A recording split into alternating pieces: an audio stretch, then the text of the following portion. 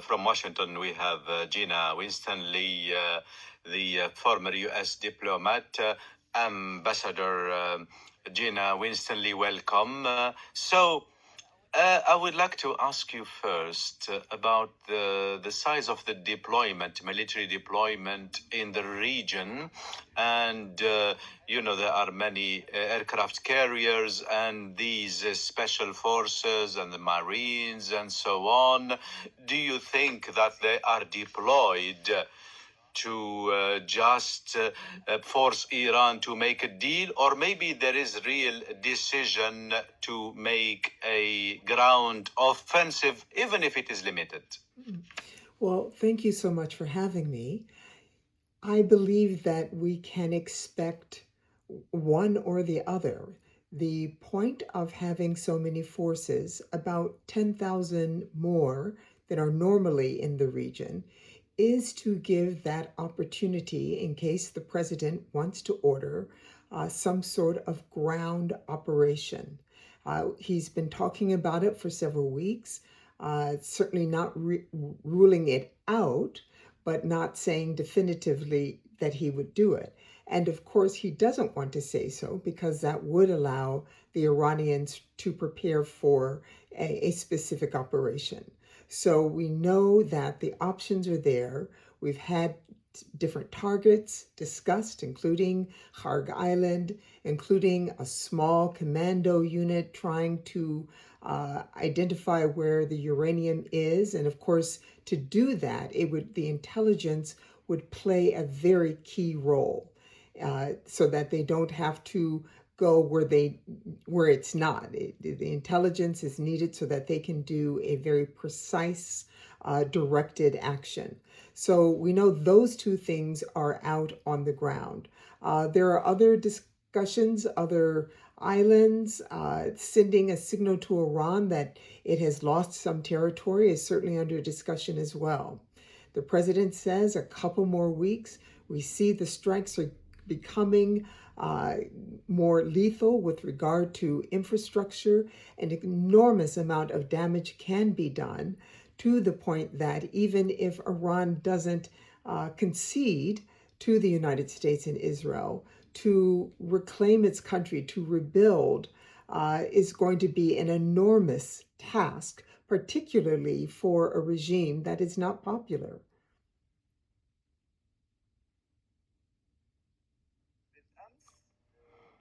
Yesterday, Ambassador, millions waited for the speech of Mr. Trump, and they were thinking that maybe he will talk about the end of the war or an announcement regarding reaching a deal. But the speech was just a repeat of what he was saying in the past days. And he said this war will continue 2 to 3 weeks. Some people, they thought that Mr. Trump is trying to buy time to make something. So do you think that this time, this framework will serve the U.S. or maybe will serve Iran so it can prolong the war and so on? Well, that is an important point, sir. The president has not accomplished sufficient, even though he has said repeatedly that the United States has won. The military has performed extraordinarily with their tactical victories over the Air Force, over the Navy.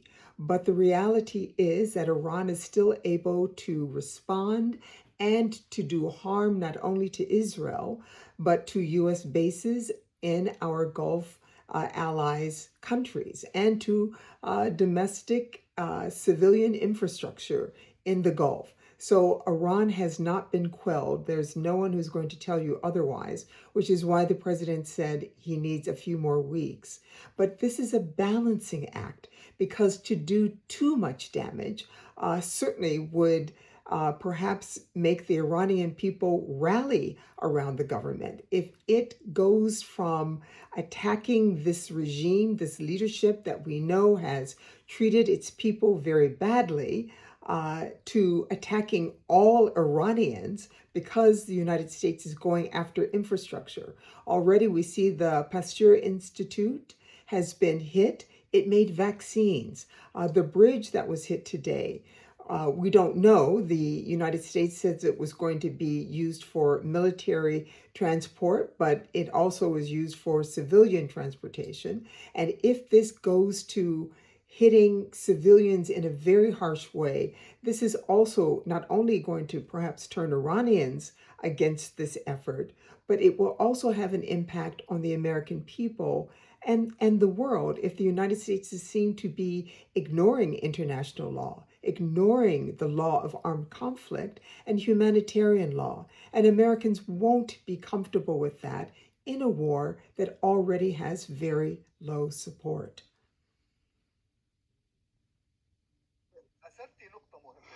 You mentioned an important point, but the American army, they say that targeting the bridges is for, military purposes and not to punish the Iranian people because these bridges, they are like used for the military. But the question is, how can Mr. Trump walk on this fine line to keep the state of Iran and after the end of the war, and also cut the road for Iran, the Iranian regime, to use these infrastructures and so on to serve its military purposes? Mm-hmm. Yeah, it's very difficult indeed, and choices have to be made.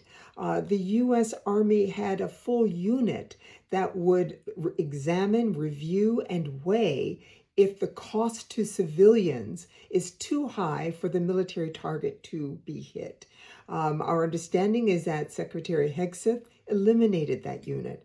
So we may see something more akin to the Israeli conduct of war in the Gaza Strip. And that was something that the entire world rejected. The cost to civilians was horrific.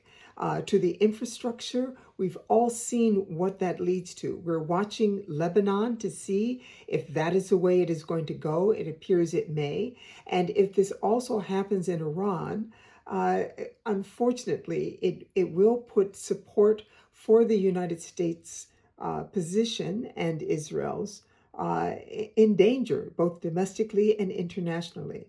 Already, there are complaints about the lack of consultation, the lack of strategic planning, because right now, if President Trump walks away, he leaves our Gulf allies extremely exposed and having borne a great deal of the burden of this war in a way that the United States personally has not. Now, what the United States is spending is a great deal of money.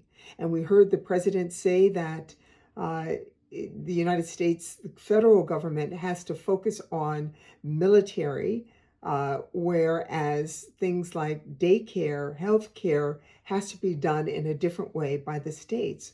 That's a statement that's not popular with the American people.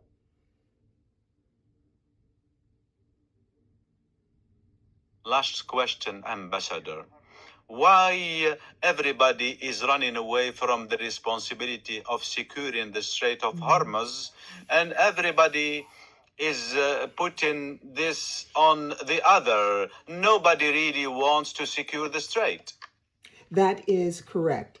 But keeping in mind that the president has sent mixed messages. On the one hand, he says this is yours to secure.